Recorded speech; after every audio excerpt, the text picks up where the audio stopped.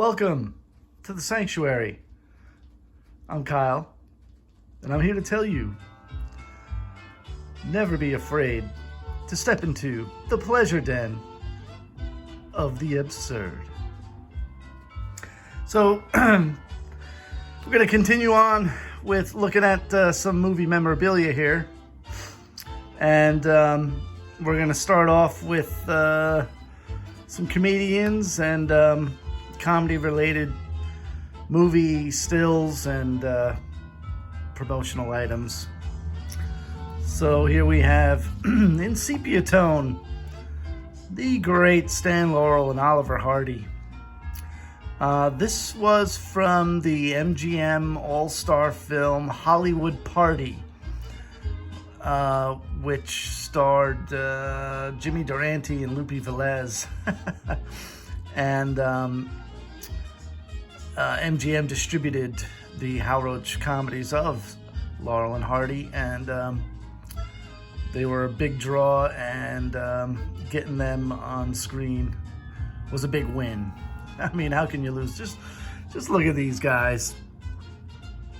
I mean, just makes you smile. Oh, and this is the rare scene where Hardy yells out, "Hey, I bet!" No, I'm just kidding. He never said that. He's calling out for Baron Munchausen. Baron! It's a good little scene, and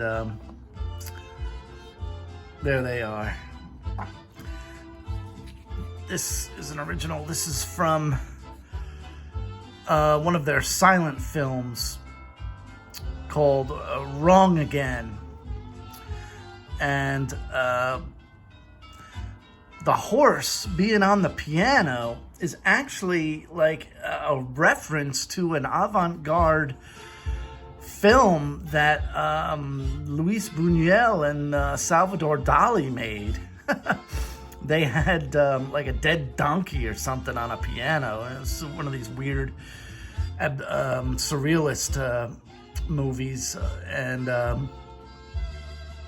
Laurel and Hardy, you know, the horse here is mistaken for a famous painting called Blue Boy. And these guys hear of a reward for the missing a Blue Boy painting that was stolen, and they think it's the horse. And, you know, so the leg is broken off the piano. It's amazing how calm this horse was during these scenes. I mean, you know, this is why these guys are the best. I love Laurel and Hardy. They are my favorites. This is from their film Blotto, where I believe it's still Prohibition, maybe, or they go out to a nightclub and sneak in. Well, first they sneak out of the house. Stan sneaks away from the wife with some cockamamie story. She finds out where they're going and what they plan on doing. She has an old bottle of liquor hidden in the kitchen, and so they're going to take that and bring it with them into this nightclub.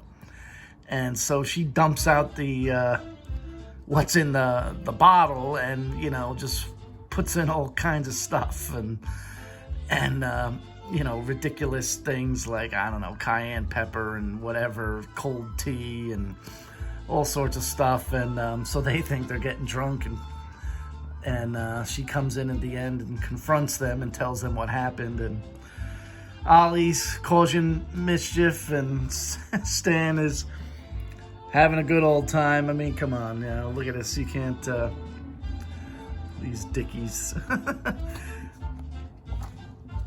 Gotta love it. Oh, and, you know, of course, they always were the kings of destruction. This is from Hog Wild, where Ollie's wife forces them to put up the radio aerial on the roof. And Stan comes along and offers to help, and of course, this is what happens. They fall off the roof, and the chimney comes with them, and and they get pelted with a pile of bricks. And, you know, like the scene in the Blues Brothers where Carrie Fisher blows up the Skid Row Hotel, and everybody piles out of these bricks. Well, that's, you know, old-time comedy fun and paying homage to the boys. This is from Going Bye-Bye. The little visual. Benny Hill used to do these types of visuals, you know. It stands looking out this way, and here's Ollie's butt in the air. And it's just a funny still, a funny take on perception. Oh, here's something that's pretty wild. Look at the bottom of this here. It says, Stan Laurel and Oliver Hardy in a rare quiet moment between troubles. Now, this was cut when I got it. And on the back, they have written the title Blockheads with a question mark. And Blockheads was probably like their last great feature film. I mean, it is an all-time classic. However, I don't think this is from Blockheads. It looks to be a couple of years earlier than that, and I can't place what film it is. But Blockheads was made in 1938, I believe it was, and a great film. And so this film here, Laurel and Hardy Laughing 20s, this is a Robert Youngson production. Robert Youngson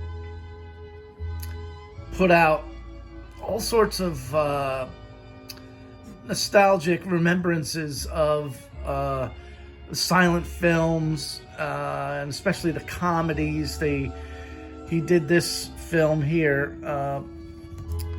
I mean, this is 1965,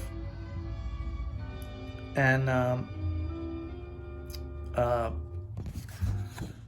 it's a remembrance and dedication to the silent comedy work of Laurel and Hardy. And, you know, so they had a routine or a bit where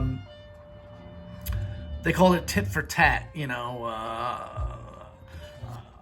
So in this one, like, you know, Ollie gets his pants pulled off, and, you know, so then, like, mistakes happen, and people on the street get their pants ripped off, and they think somebody else did it, and so it's just this wild cacophony of tit for tat. And, you know, it was all caused by who? Well, it was all caused by these two guys, the great clowns of Laurel and Hardy. Here's a little another thing here. There's Wrong Again, old Blue Boy up on the piano. This is from their first teaming, where they're escaping prison with a bucket of white paint and painting everything, and boy, do they paint everything. Getting a little behind in their work. Oh boy. And this is a good one, Liberty. Laurel and Hardy Laughing 20s. Oh, they counted the laughs. Sworn survey statement.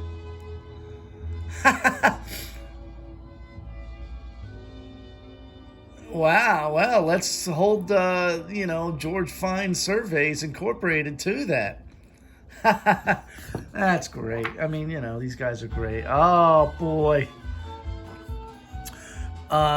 So Stan Laurel and Oliver Hardy, you know, made their classic, their best shorts and features with Hal Roach, and Hal Roach also made the Our Gang comedies, which went on TV, played as the Little Rascals. And this is an original one. This is an original photo, a little chewed up here in a corner, but this was a great film with early Spanky. And there's Stymie, and on the back, they have one name, Bobby Hutchins, second from the right. And that's him there. He went by the name of Weezer. And so here he is, a little older. And Spanky's in the picture. And so the plot of this short is that this guy has to take these orphans like cross country or whatever on the train, and they're causing all sorts of havoc. And here they had their pen explode in the face, the old exploding pen full of ink. And the great Spanky McFarlane. And the guy gets to where they're going, and they tell him, well, you got the wrong kids. You're going to have to take these kids back. And you can imagine how he felt. Oh, here's something a little controversial. Can't get away with this nowadays, huh? Oh, boy. From something called Little Rascals Varieties. The people in the picture are not Darla Hood or Spanky or Alfalfa. I don't know who they are. They were singing in this particular bit, and this must have been released in 1959. Another one of those nostalgic retreads, doing a riff on Amos and Andy there. Here's a nice little portrait of good pals, Spanky and Alfalfa. That's pretty neat. Friends. Here's a nice still. Buckwheat Thomas. This was Fish Hooky, I think the name was. I don't know. These kids had to do something. They had to get back into the school to right some wrong they did, and they're getting all scared. And they must be in the science room. Billy Buckwheat Thomas. Hey, here's a couple comedians you might know. Bob and Doug McKenzie. SCTV. They had a feature film of their own, an offshoot of SCTV. Strange Brew it was. Hey, now look at this. The Wolfman and Lou Costello. But if you look at the back, they're saying that it's Bud Abbott. Well, that's not right. And it looks like somebody wrote their name on the back, Mario. And there's some kind of weird sticker here. I'm not exactly sure what it is. I was kind of afraid to peel it off, but it looks like a baseball team or something. I don't know. You tell me in the comments what you think that is. A nice cardstock. Oh boy. The Three Stooges. I like this shot. You get to see them as they are in their real life persona as opposed to their characters. The Stooges. There they are. Oh, here they are. Mo Howard portrayed a character based on Adolf Hitler twice. And he was actually the first comic to appear in a Hitler-like spoof character on the screen because Chaplin was taking so long with The Great Dictator. The Three Stooges beat him out on it. But here they're all wearing the Hitler mustache. And somebody was saying the other day, like, oh, Hitler ruined the 1-inch mustache. And that's not true. Oliver Hardy wore his all the way up to the 1950s. And Benny Hill had characters that he portrayed that wore the same mustache. So here was a a publicity set that I got. It's they re-released The Great Dictator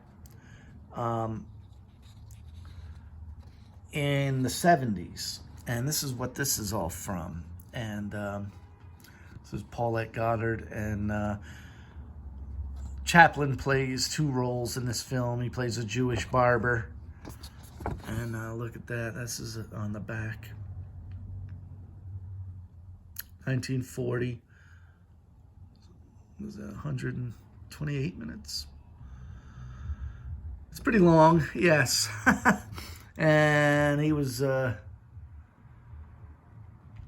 know, it took him like 2 years to make this thing. And here he is, the barber. The Nazi characters are grabbing him and pulling him out. And it's got this weird writing on here. So yeah, there it is, 72. They re-released it. So I don't know what these markings are. If you know what they are, please tell me in the comments. And here he is. The second character Chaplin plays in this film is the great dictator himself. Was it Adenoid Hinkle, I think his name is. And here he is with the Mussolini-type character in the film. And there's a great documentary regarding Adolf Hitler and Charlie Chaplin. They were both like born within a couple weeks of each other, I believe. And Hitler wore his mustache because of Charlie Chaplin. Chaplin was such a huge comedian. And for some reason they thought he might be Jewish, but he wasn't. And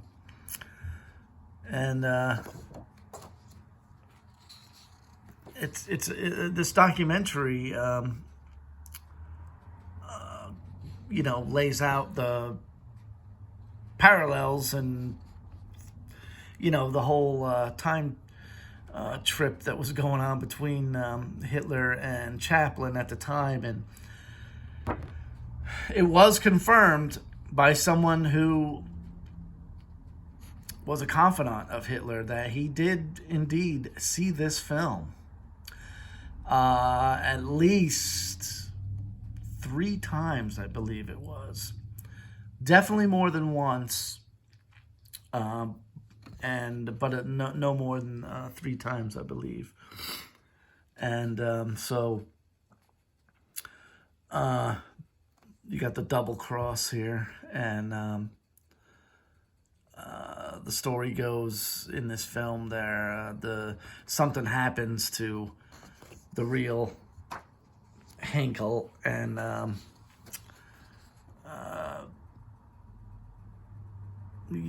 Jewish barber has to, you know,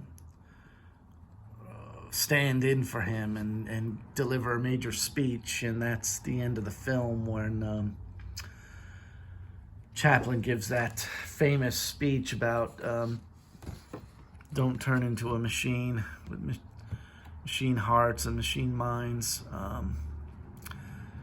and rails against the sickness of humanity's forced misery on each other. And this is a major part of the plot because these two were in war together, the Jewish barber and this guy who ends up being high up in the military of the Nazi characters. And, you know, he saved his life, so he, you know, helps out. There he is there, and there he is here. And, you know, so the barber's got to pretend to be the leader of the country.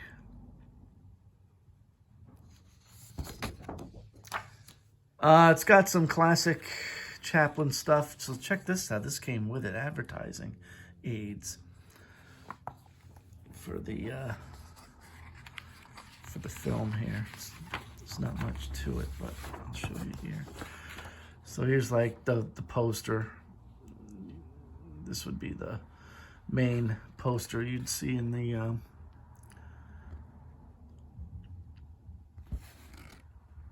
the theater.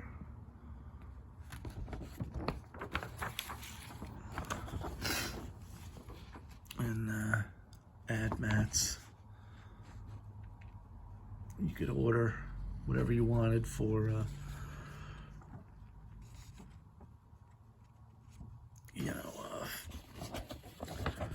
the newspaper, or look at this. This is what you would get.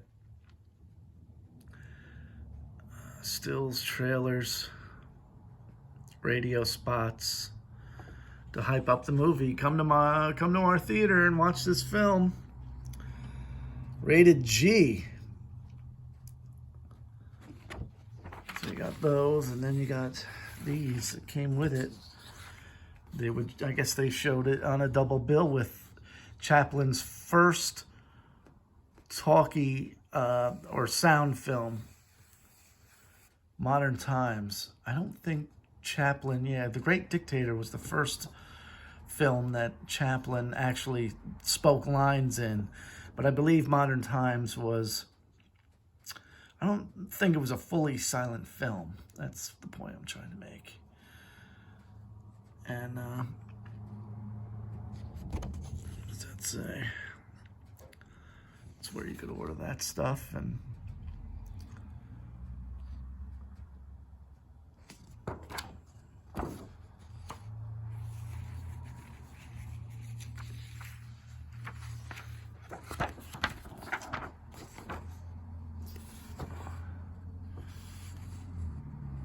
Great Dictator. Not much in the, I guess that's all you need to know. That it's Chaplin.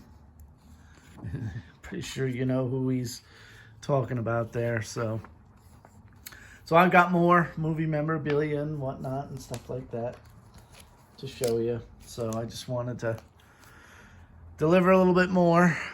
There's my pin. I'm going to be showing this pin in every video I do until war is over. And I'll just leave it at that. And with that, I thank you for visiting. This is where we let the problems of the world stay outside, come here in the sanctuary and hang out. We get to talk about, things that we like and life-affirming stuff like music and films and television and whatever makes us happy and brings us joy. That's what it's all about. So with that, if you like what you see, subscribe, leave a comment, if you enjoy any of this stuff or want to see more videos regarding some of these comedians that you saw or whatever, it's up to you. You tell me.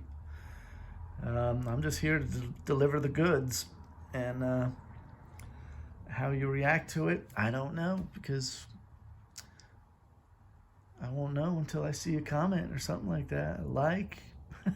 New subscribers, I don't know. Who cares? The point is, just share it around, show your friends. Maybe they'll like it. They can always subscribe. And with that, never be afraid to step into the pleasure den of the absurd.